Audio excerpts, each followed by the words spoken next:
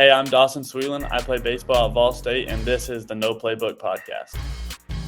All right. Thank you so much for checking out the show. It's the podcast featuring real recruiting stories from both athletes and coaches. My name is Casey, and a lot of times on the show, I will have athletes from, either high school talking about their recruiting experience, what they're going through right now, or either, high-end D1 athletes from the University of Tennessee or others here in the Southeast. But sometimes I really like to focus on JUCO because that's such a great option and opportunity for some athletes here in the area that isn't really celebrated as much, but it is such a great opportunity for these folks. And I love to have guys on like Dawson Sweetland, who's coming on the show today to talk about that, his experience with JUCO and the benefits of it, and why more athletes should consider going that route, especially here in the state of Tennessee.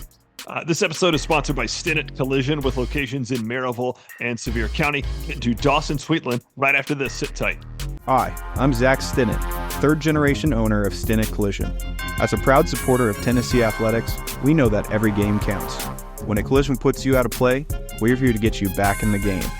Family-owned since 1965, Stinnett Collision now has locations in Maryville and Sevierville. With double the space and a team of certified technicians, we'll tackle your repairs and get you back on the road in no time. Don't let a collision sideline you. Visit Stinnett Collision today. A lot of athletes on or coaches to talk about their recruiting experience, folks that are either still in high school now or either at a D1 school. But something I've started trying to get some more attention around is the benefits of going JUCO. Yeah, definitely. There's a ton of benefits around it for sure. Yeah, I'd love to get to that. So first of all, your dad is David, right? Definitely, yeah. Okay, so he probably won't remember me, but I was a junior, I believe, when he was a senior at Maryville High School. Okay, yeah. So I remember watching him out there and just burning by CBs and Yeah, doing yeah, great. He was a fantastic player. yeah. I've heard a lot of stories. Yeah. So what's going on right now? Midweek, JUCO. I guess you're not in season right now, but is there some training going on? Yeah, for us, we play like a little fall season, so we'll play 15 games in the fall, and right now it's just getting in between class and practice. Kind of fell at a perfect time. Excellent. Right on. So do you like it there? Are you enjoying your experience so far, just on even on the school part of it? Yeah, I love it here. It's a great location, and everybody really wants you to succeed. From the professors, from the coaching staff, it's everybody really puts you first, and it's a great environment. Yeah. So first of all, Dawson, talk about why you decided to go the JUCO route. For me, the JUCO route was, I felt like I was a little bit under recruited in high school, so that obviously played a part in it. And then just the environment here, like the family of the JUCO, the closeness that you get with your teammates, with your staff, is not something that you get at a 4 year because everybody's trying to move on, and you really grow close with everybody. And it's team dinners, it's practices, it's playing video games after practice, it's going golf, and everybody loves each other, and it's just a great environment and something you don't really always get at a 4 year. Yeah. And a lot of times I think the ultimate goal is forgotten because folks get so wrapped up in the recruiting process. I want to go to a school that has a big name, has a recognizable logo, and they're not really thinking about what do they want after this? Because what is it? Such a tiny percentage of college athletes go pro. So Exactly. what is it that you want beyond this, and how can your college experience help you get there? For me, I want to stay around sports. I want to be a coach of some kind, either at the high school or college level. So for me, it's really just I'm trying to be a sponge in practice, just trying to learn everything that I can from the coaching staff and soak it up so that way one day I can pass that on and help the younger generations get to where they want to go, just like I was helped by the older generations. Yeah. So now what was your recruiting experience like even as a high school athlete? As a high school athlete, I had a couple of junior college offers from like here. I had talked to Chattanooga State, and then Pellissippi State was just starting up, and I talked to them a little bit. That's a great place over there too. And then I had some Division II offers. I really liked Charleston Newman. I took a visit up there, but just for me, it was something kind of just wanted a good environment and a low key school, and this felt like home when I got out here on a visit, so jumped all Right over it. on. So now what about now that you are playing there at Vol State? What does that look like when it's the recruiting process? Like are colleges coming to you? Are you still having to be super active, So aggressive? I mean, it's a little bit of a mix. I didn't get to throw a lot last spring. I had an injury through the first week of the season, so only got to throw one inning. So for me, it was a lot of trying to put my name on the map this summer. I had a good summer and got on some coaches' radars around Charlotte where I played, and so it's just kind of been they reach out to you, and sometimes you reach out to them. It's a little bit of a mix of both. Just trying to, they don't want to let any player slip through the cracks, and you're just trying to get your name out there, get the exposure that you want. Yeah. So now I'll give you a little tip, by the way. This episode hasn't published yet, but just yesterday I interviewed the head football coach at Austin P. Okay.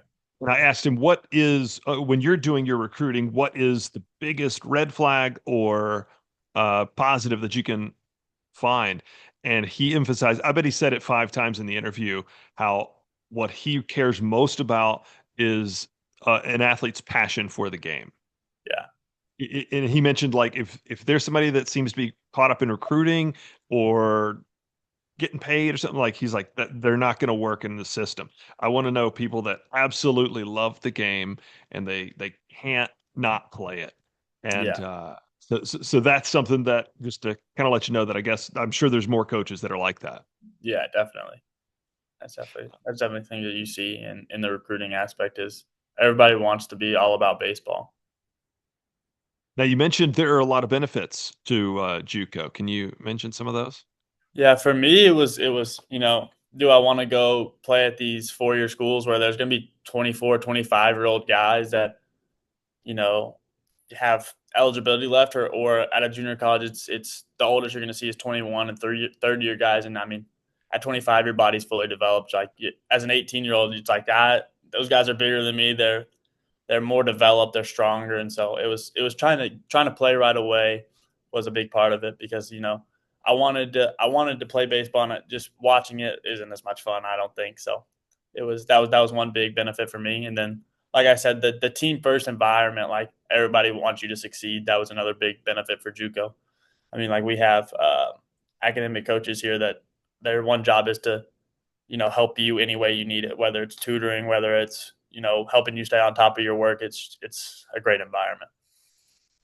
Do the coaches help you get recruited to a bigger university?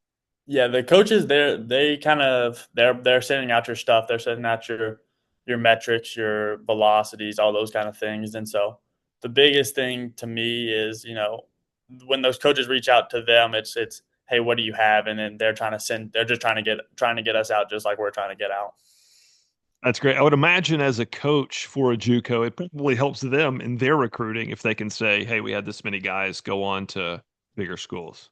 Definitely. Yeah. I think that was another thing is, a lot of the guys here, they move on and we get to go play at the Division 1, Division 2 level. And that was a big aspect. Yeah. Now, one thing everybody gets on the show, I like to hear unforgettable sports memories. Something that, like, when you're 80 years old, you can close your eyes and picture perfectly. For me, I think it was probably the sub-state of my senior year. Being the first team to make it to the state tournament in 20 years at Alcoa. I think that's unforgettable for me. Getting the ball in game 2, knowing like, hey, we win this game, we're in the state tournament. That was unforgettable for me. I'll always remember like those 2 games and how it felt to get over the hump that we've been chasing the whole time I was in high school. Yeah. Yeah, that's a really good one. I will say you're one of the first Alcoa or Maryville football players that didn't mention that game. Yeah, yeah. Those games those games are fun. But like I grew up around Alcoa football with my dad being a coach, so for me it was always those games were important to me. But is it those games didn't always turn out the way we wanted to when I was in high school. We Yeah, got one, yeah. and they So got they got your us time going there, the you just next got one one. win? Yeah, we got one win my sophomore year. Okay. Um, and I wanted to ask, especially with you being kind of growing up around the coaching staff, I'd imagine, who is a coach, even beyond your dad, that has just really inspired you as an athlete? For me, I always just gravitated toward Coach Nix. We took family vacations with him, and his knowledge is just unlike anything I've ever seen, both of the sport in the weight room. He's just one of those guys that I could go to him with problems in the classroom, on the field, off the field, whatever it was. I felt comfortable going to him, and he inspired me so much as a player and as a guy. That's excellent. And those are the coaches that, especially in the high school level, that are so successful and have a lot of longevity in their job. Yeah. Um, Dawson, this is a real hard hitting question here. What's your favorite restaurant in Blount County? For me, I got a couple. I love El Cezanne. I just it's one of my go tos every time I'm back. I always got to go to El Cezanne. And then the other one that I'm just a big Mexican guy, so El Jimador is another good one. Just the Mexican restaurants I always got to hit up every time I'm in town. So, anybody that listens to this show regularly will know that every time I ask that of any athlete, whether they're from Alcoa, William Blunt, Heritage, Maryville, it's always a Mexican restaurant that comes up. Yeah, Mexican restaurants in Blount County, they're always top of the list. Yeah, right on. Um, Dawson, share with me one thing that very few people know about you. I tell you one thing that not a lot of people know about me is, I love the golf. I try to get out there on the golf course at least once or twice a week, and just have fun with some of the guys hitting the balls around. Not always playing good, but always having fun. Yeah. I did want to ask you this too. Being a really good two-sport athlete in high school, did you have trouble deciding which one you wanted to pursue a little more? There were times where I went back and forth, what I wanted to do in college, but ultimately baseball was always going to be the ticket, I think, to go farther, and so I think that's why I ended up choosing baseball. Excellent. All right, man. Dawson, I really appreciate it. This has been great. And not just saying this, I really do like having that JUCO perspective. So Yeah, one of my best friends, his son is an outstanding baseball player at Maryville High School. And I've talked with his mother, and she's shared with me, like, he loves the game. He's got that passion. He wants to play college ball. And he performs well pitching, but he can't get his fastball over, like, I mean, he's in the 10th grade now. I think it's at like 82 or something.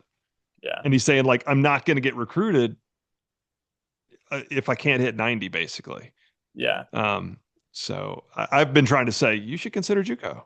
Yeah, that was my thing. Definitely, like when I was in high school, I didn't have the best velocity, and I got out here, and they really, really helped me. Like I topped 86 in high school, got out here, and they've tremendously helped my velocity and command both. And the coaches know what they're talking about. Especially Mags is a great guy, and he's been around the game forever. He was at Middle Tennessee as their head coach for 15 years, so he really knows what he's doing, and I was made the decision even easier.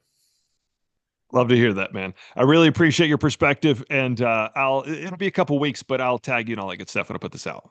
Sounds good. Thanks, dude. Have a good one. You too. See ya.